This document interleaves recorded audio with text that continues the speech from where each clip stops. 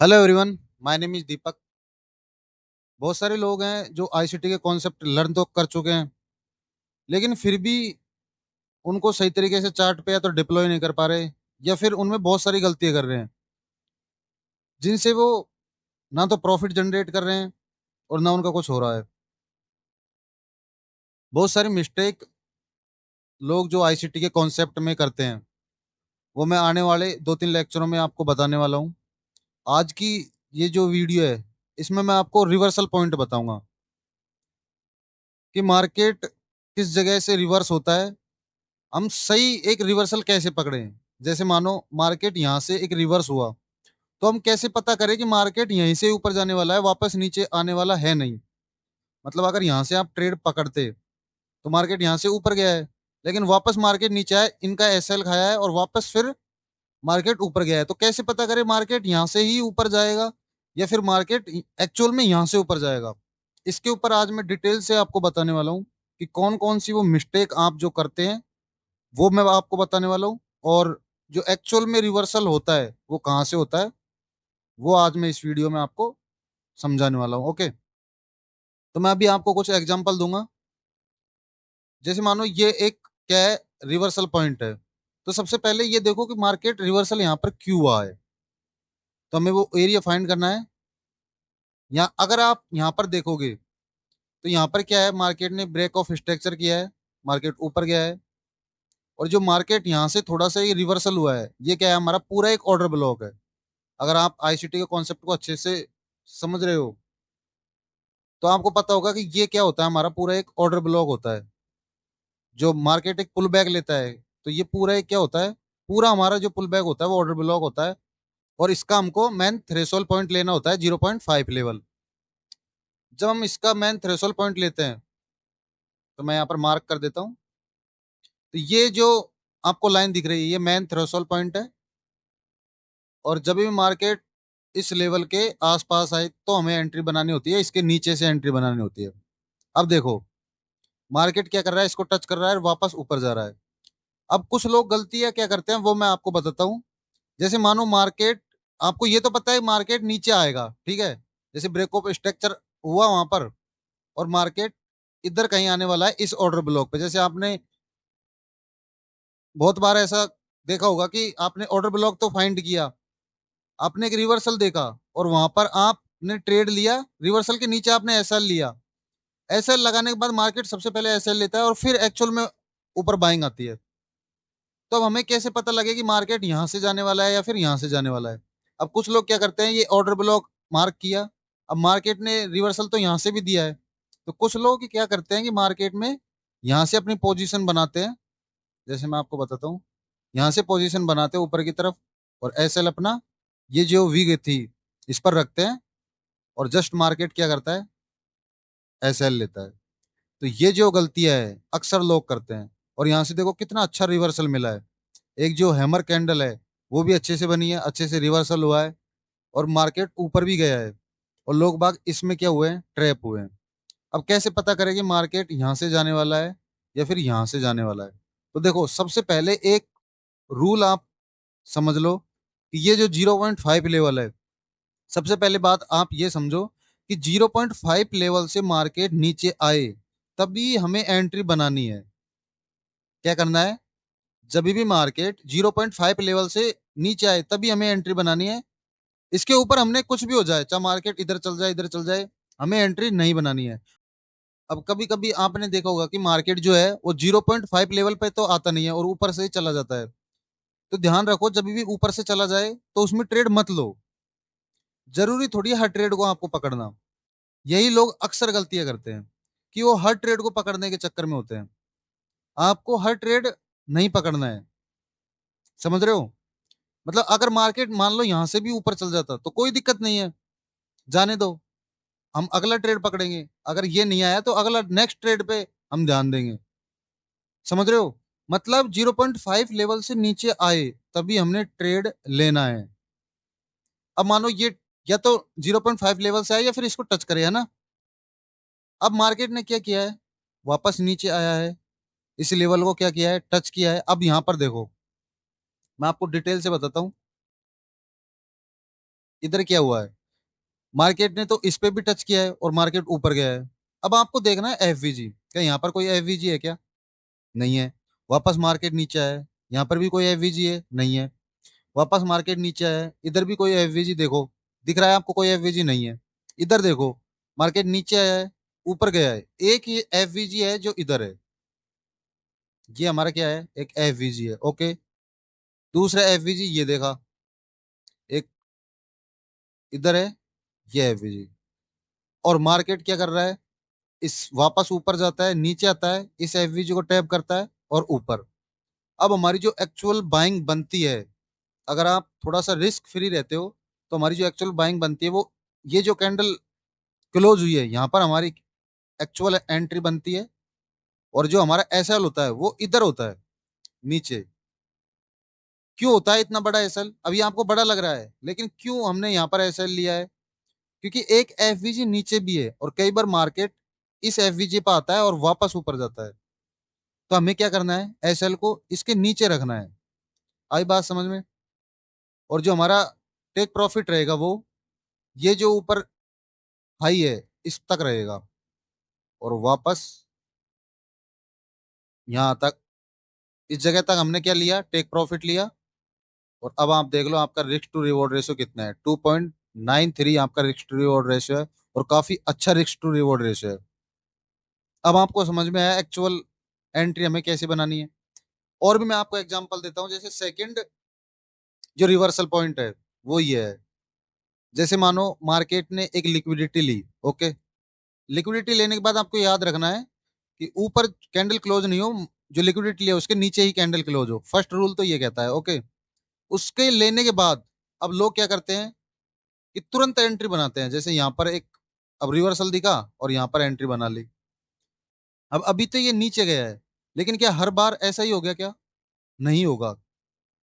Market नीचे आएगा और फिर वापस ऊपर चले जाएगा।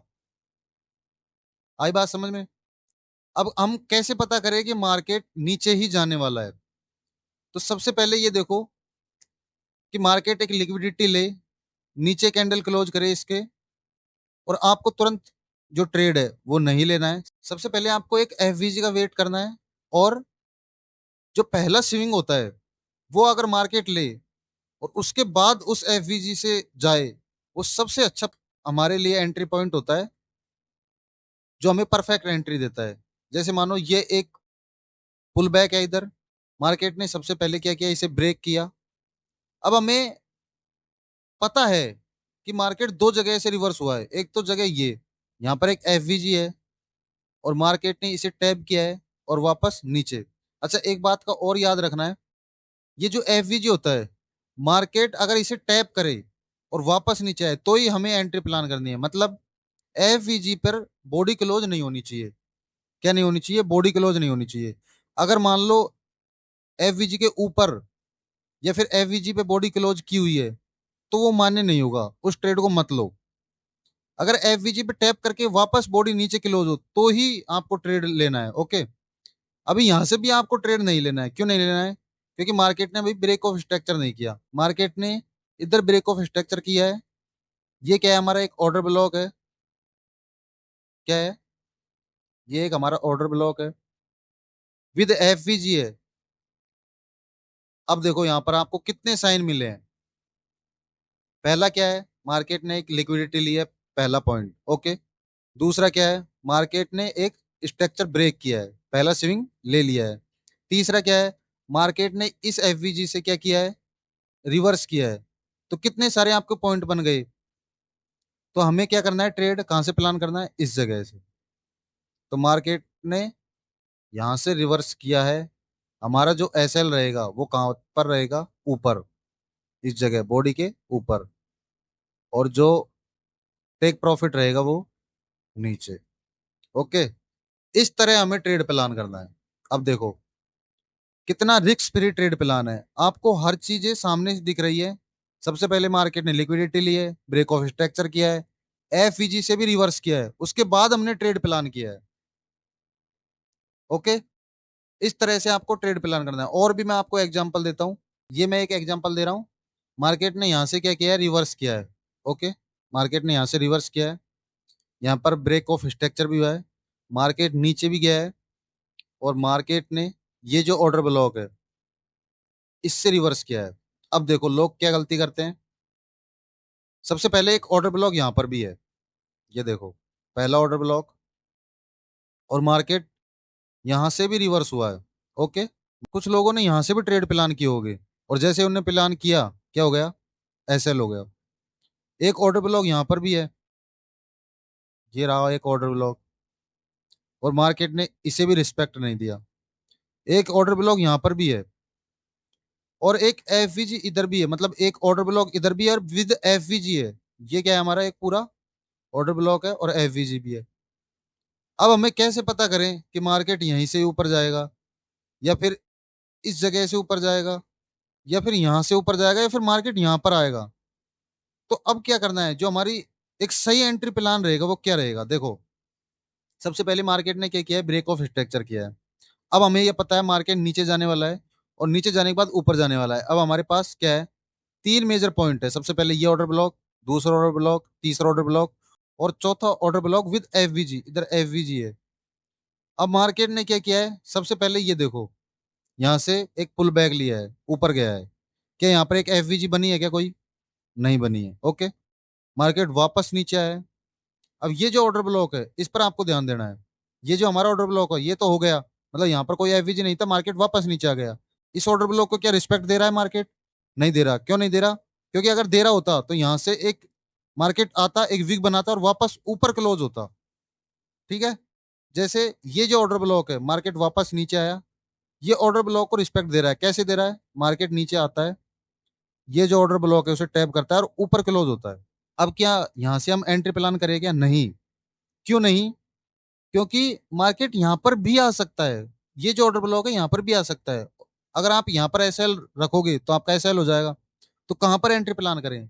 सबसे पहले ये देखो, क्या ये जो ऑर्डर ब्लॉक है इस पर टैप करके मार्केट ऊपर जाता है, या एफवीजी मार्केट ने क्रिएट की है या नहीं की, ये आपको देखना है। तो मार्केट ने क्या किया है, एक एफवीजी क्रिएट किया है, और मार्केट ऊपर जा रहा है। ओके, ऊपर जाने के बाद मार्केट क्या करता है, ब्रेक ऑफ स्ट्रक्चर करता है। कहां पर करता है? इधर, मैं आपको अभी बताता हूँ। इधर मार्केट क्या करता है, ब्रेक ऑफ स्ट्रक्चर करता है, वापस मार्केट नीचे आता है। ये जो ऑर्डर ब्लॉक था इसको टैप करता है, टैप करने के बाद वापस मार्केट ऊपर जाता है, और हमारी जो एक्चुअल एंट्री है, जिसे हम बोलते हैं रिस्क फ्री एंट्री, वो हमारी बनती है यहाँ पर। और जो हमारा एसएल होता है वो होता है इधर। कि अब इतना बड़ा एसएल क्यों लिया है हमने, इतना बड़ा एसएल? क्योंकि मार्केट इस एफवीजी को भी टैप करने आ सकता है। ओके, और कई बार आता है और आपका एसएल हो जाता है। तो हमें इतना बड़ा एसएल लेना पड़ता है ताकि मार्केट यहाँ पर भी आए तो भी हमारा एसएल नहीं हो। ये एक और मैं आपको एग्जांपल बताता हूँ।